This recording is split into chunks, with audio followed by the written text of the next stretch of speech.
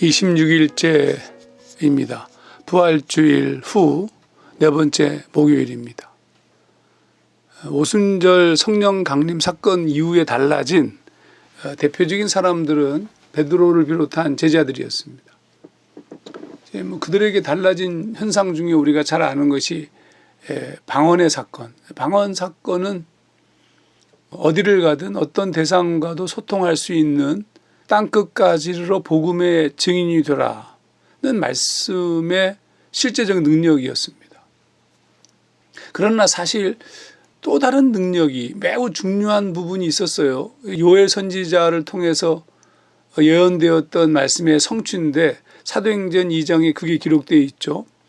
하나님이 말씀하시기를 말세에 내가 내 영을 모든 육체에 부어주리니 너희의 자녀들은 예언할 것이요 너희 젊은이들은 환상을 보고 너희 늙은이들은 꿈을 꾸리라. 사도행전 2장 17절 말씀입니다.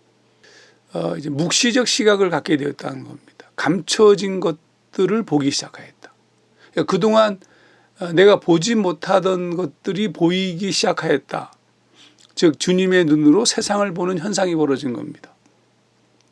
그 대표적인 현상이 사도행전 3장에 등장하는 미문에 앉아 구걸하던 나면서부터 못 걷게 된 일을 일으킨 사건입니다. 그러니까 베드로와 요한이 성전으로 올라가다가 미문이라고 불리우는 성전으로 직접 들어가는 바로 가장 가까운 문입니다. 입구에 구걸하기 위해서 앉아있던 누군가에 의해서 들려온 사람이지만 거기에 있는 한 걷지 못하는 일을 보게 된 거예요. 만약에 그동안의 삶이었다면 아마 베드로와 요한은 동전이 있다면 동전 몇 푼을 던져주든지 아니면 그냥 지나친 것이 일상이었을 텐데 오늘은 좀 달랐습니다. 갑자기 베드로와 요한이 다른 태도를 취했습니다. 사도행전 3장 4절 베드로가 요한과 더불어 주목하여 이르되 우리를 보라. 무시무시한 얘기입니다. 그러니까 일상적인 상황을 다르게 본 겁니다. 보이지 않던 것이 보인 거죠. 다른 시선, 다른 시각. 그리고 그에게 그 유명한 그 선포를 합니다. 사도행전 3장 6절 7절 은과 금은 내게 없거니와 내게 있는 이것을 내게 주노니 나사렛 예수 그리스도의 이름으로 일어나 걸으라. 놀라운 기적의 사건이 벌어진 겁니다. 사실 여기서 중요한 것은 그 사람이 다시 걷게 되었다는 것보다 그 사람이 보였다는 사실이 더 중요합니다.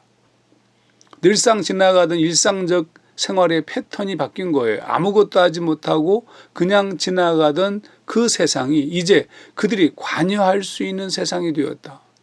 이게 성령의 임재 후에 벌어진 변화입니다. 우리가 오순절 성령의 역사를 기대하면서 기도해야 될 내용 중에 하나가 이 부분입니다. 우리가 보지 못하던 것들이 보이게 되고 요엘 선지자의 예언처럼 새로운 시선을 가진 새로운 비전을 가진 존재로 바뀌게 된다. 이런 사람들이 이 세상의 절망을 깨고 하나님의 나라를 이루는 그리고 새로운 소망과 가능성을 여는 놀라운 일을 하게 된 것이겠죠. 그게 이제 역사 속에 등장한 크리스찬들, 기독교의 역사였습니다. 이런 기대를 가지고 잘 준비하며 걸어가는 나머지 시간이 되기를 소망합니다.